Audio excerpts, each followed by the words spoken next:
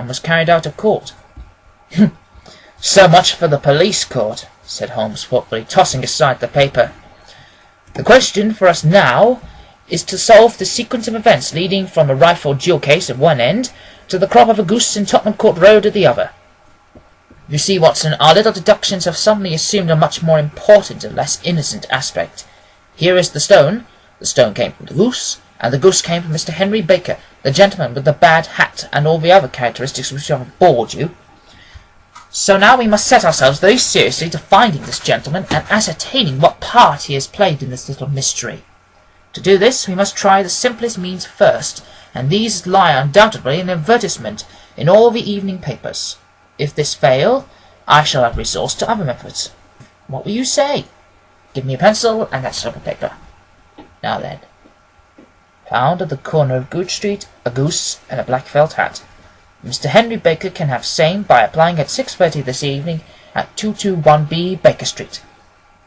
Well, that is clear and concise. Very. But will he see it? Well, he is sure to keep an eye on the papers, since to a poor man the loss was a very heavy one. He was clearly so scared by his mischance in breaking the window and by the approach of Peterson that he thought of nothing but flight. But since then he must have been bitterly regretted the impulse which caused him to drop his bird. Then again, the introduction of his name will cause him to see it, for everyone who knows him will direct his attention to it. Here you are, Peterson. Run down to the advertising agency and have this put into the evening papers. In which, sir? Oh, in the Globe, Star, Pall Mall, St. James's, Evening News Standard, Echo, and any others that occur to you. Very well, sir. And the stone? Ah, yes. I shall keep the stone. Thank you. And I say, Peterson, just buy a goose on your way back and leave it here with me, for we must have one to give to this gentleman in place of the one which your family is now devouring. When the Commissionaire had gone, Holmes took up the stone and held it against the light. "It is a bonny thing," said he. "Just see how it glints and sparkles. Of course, it is a nucleus and focus of crime. Every good stone is. They are the devil's pet baits. In the larger and older jewels, every facet may stand for a bloody deed. This stone is not yet 20 years old. It was found in the banks of the Anoi River in southern China, and is remarkable in having every characteristic of the carbuncle, save that it is blue in shade instead of ruby red. In spite of its youth, it has already had a sinister history. There have been 2 murders, a victual throwing, a suicide, and several robberies brought about for the sake of this 40-grain weight of crystallized charcoal. Who would think that so pretty a toy would be a purveyor to the gallows and the prison? I'll lock it up in my strong-box now and drop a line to the Countess to say that we have it. Do you think that this man Horner is innocent? I cannot tell. Well, then, do you imagine that this other one, Henry Baker, had anything to do with the matter? It is, I think, much more likely that Henry Baker is an absolutely innocent man, who had no idea that the bird he was carrying was of considerably more value than it were made of solid gold. That, however, I shall determine by a very simple test if we have an answer to an advertisement. And you could do nothing until then? Nothing. In that case, I shall continue my professional round. But I shall come back in the evening at the hour you have mentioned, for I should like to see the solution of so tangled a business. Very glad to see you. I dine at 7. There is a woodcock, I believe. By the way, in view of recent occurrences, perhaps I ought to ask Mrs. Hudson to examine its crop. I had been delayed at the case, and it was a little after 6:30 when I found myself in Baker Street once more. As I approached the house, I saw a tall man in a Scotch bonnet with coat, which was buttoned up to his chin, waiting outside in the bright semicircle which was thrown from the fanlight. Just as I arrived, the door opened, and we were shown up together to Mr. Holmes's room. "Mr. Henry Baker, I believe," said he, rising from his armchair and greeting his visitor with the easy air of geniality which he could so readily assume. "Pray take this chair by the fire, Mr. Baker. It is a cold night, and I observe that your circulation is more adapted for summer than for winter. Ah, Watson, you have come at just the right time. Is that your hat, Mr. Baker?" "Oh, yes, sir, that is undoubtedly my hat." He was a large man with rounded shoulders, a massive head, and a broad, intelligent face, sloping down to a pointed beard of grizzled brown.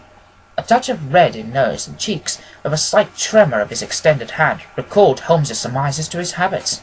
His rusty black frock coat was buttoned up right in front, with the collar turned up, and his lank wrist protruded from his sleeves without a sign or cuff of shirt.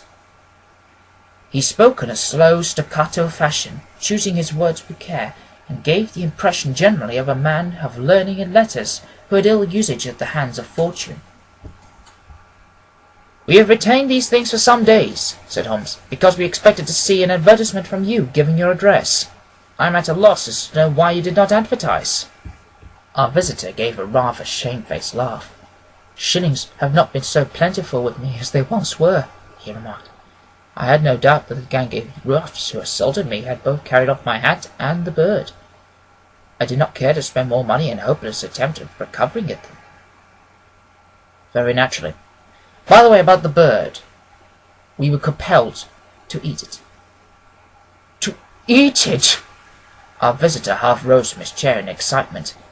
"Yes, it would have been no use to anyone had we not done so. But I presume that this other goose upon the sideboard, which is about the same weight and perfectly fresh, will answer your purpose equally well." "Certainly, certainly," answered Mr. Baker with a sigh of relief. "Of course we still have the feathers, legs, crop, and so on of your own bird, if you so wish." The man burst into a hearty laugh. "They might be useful to me as relics of my adventure," said he. "But beyond that I can hardly see what use the disjecta member of my late acquaintance are going to be of me. No, sir, I think that with your permission I will confine my attentions to the excellent bird which I perceive upon the sideboard." Sherlock Holmes glanced sharply across at me with a slight shrug of his shoulders.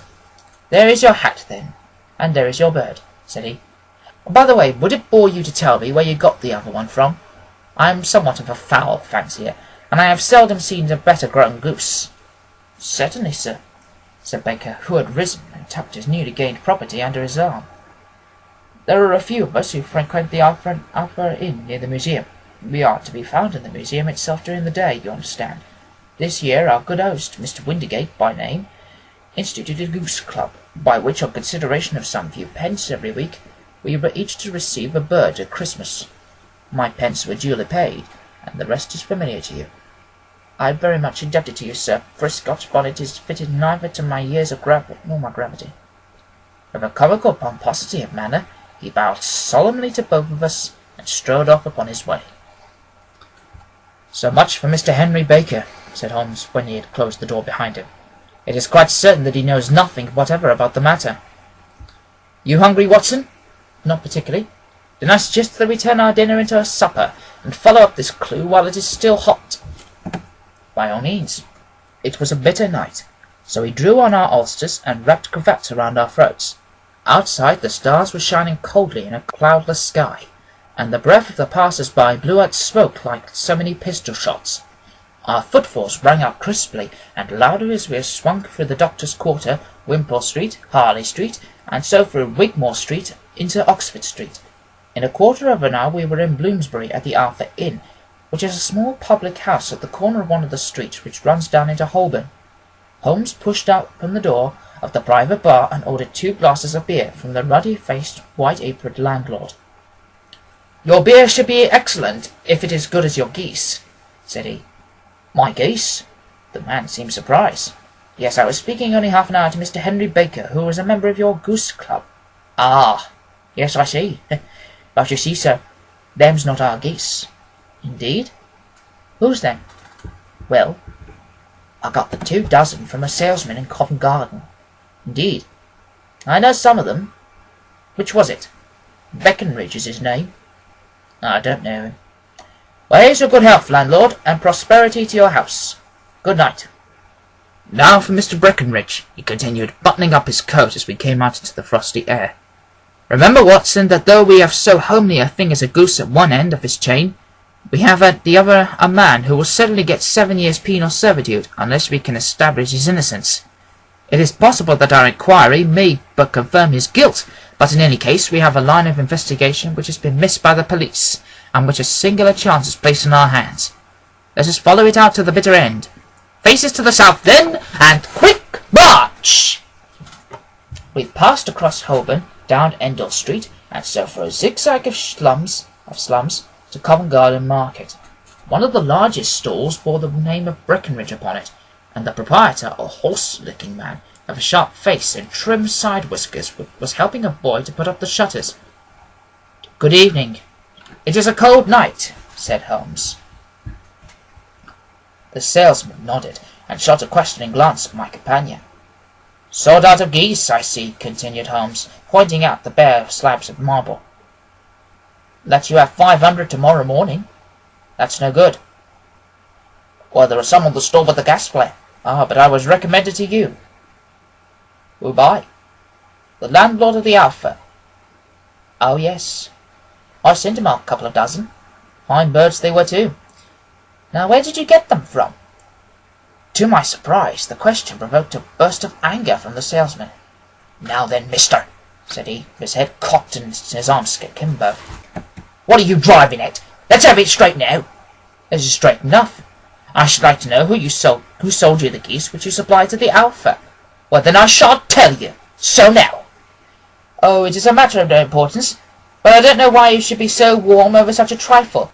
"Warm? You'd be as warm, maybe, if you were as pest as I am. When I pay good money for a good article, there should be an end to the business. But it's where's the geese? And who did you sell the geese to? And what will you take for the geese? One would think they were the only geese of the world, to hear the fuss that is made over them." "Well, I have no connection with any other people who have been making inquiries," said Holmes carelessly. "If you won't tell us, the bet is off. That is all. But I'm always ready to back up my opinion on a matter of fowls, and I have a fiver on it that the bird I ate is country bred." "Well, then you lost your fiver, for it's town bred," snapped the salesman. "It's nothing of the kind. I say it is. I don't believe it. Do you think you know more about fowls than I, who have vended them ever since I was a knipper? Well, I'll tell you, all those birds that went to the Alpha were town bred." "You'll never persuade me to believe that." "Will you bet, then?" "It's merely taking your money, for I know that I am right. But I have a sovereign on with you, just to teach you not to be obstinate." The salesman chuckled grimly. "Bring me the books, Bill," said he. The small boy brought round a small thin volume and a great greasy-backed one, laying them down out together beneath the hanging lamp. "Now then, Mr. Cockshaw," said the salesman, "I thought that I was out of geese, but before I finish you'll find that there is just still one left in my shop. You see this little book? Well, that's the list of the folk whom I buy, you see. Well, then, here on this page are the country folk, and the numbers after their names are where their accounts are in the big ledger. Now then, you'll see at the other page in the red ink. That is a list of my town supplies. Now look at the third name. Just read it out to me." "Mrs. Oakshott, 117 Brixton Road, 249, read Holmes. "Quite so. Now turn up back in the ledger." Holmes turned to the page indicated. "Here you are. Mrs. Oakshott, 117 Brixton Road, Egg and Poultry Supply. Now then, what's the last entry? December 22nd, 24 geese, 7 and 6. "Quite so. There you are. And underneath, sold to Mr. Windigate of the Alpha at 12 shillings. What have you to say now?" Sherlock Holmes looked deeply chagrined. He drew a sovereign from his pocket and threw it down upon the slab, turning away with the air of a man whose disgust is too deep for words. A few yards off, he stopped under a lamp-post and laughed in the hearty, noiseless fashion which was peculiar to him. "When you see a man with whiskers of that cut and a pink end protruding out of his pocket, you can always draw him by a bet," said he. "I dare say that if I had put £100 down in front of him, that man would not have given me such complete information as was drawn from him by the idea that he was doing me on a wager. Well, Watson, we are, I fancy, nearing the end of our quest, and the only point which remains to be determined is whether we should go on to this Mrs. Oakshott to-night, or whether we should reserve it for to-morrow. It is clear from what that surly fellow said that there are others beside ourselves who are anxious about the matter, and I should—" His remarks were suddenly cut short by a loud hubbub which broke out from the stall which we had just left. Turning round, we saw a little rat-faced fellow standing in the centre of the circle of yellow light which was thrown by the swinging lamp, while Breckenridge, the salesman, framed in the door of his stall, whilst shaking his fist fiercely at the cringing figure. "I've had enough of you and your geese," he shouted. "I wish that you were all the devil together. If you come pestering me with any more of your silly talk, I'll set the dog on you. You bring Mrs. Oakshott here and I'll answer her. But what have you to do with it? Did I buy the geese off you? No, but one of them was mine all the same, whined the little man. Well then ask Mrs. Oakshott